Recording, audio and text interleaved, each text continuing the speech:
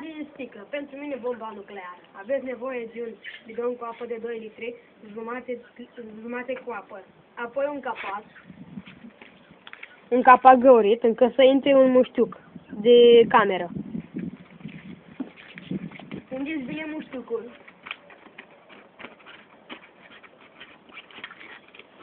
Ca să nu prindă aer.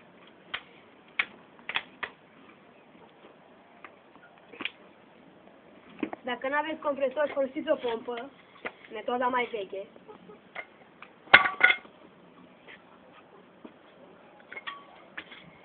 Și pompați până când vedeți că iese aer.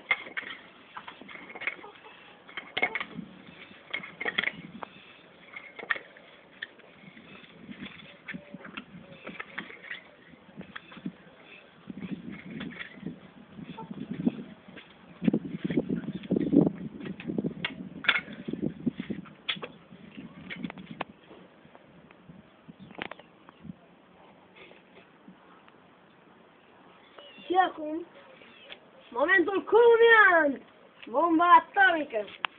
Ram pa pa pam, pam pam pam pam, pam pa pa pam. O sticlă pentru supremație. Gata?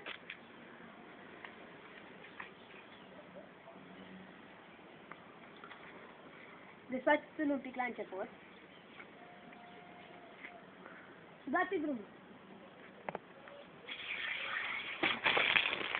2. Bomba atomică nucleară.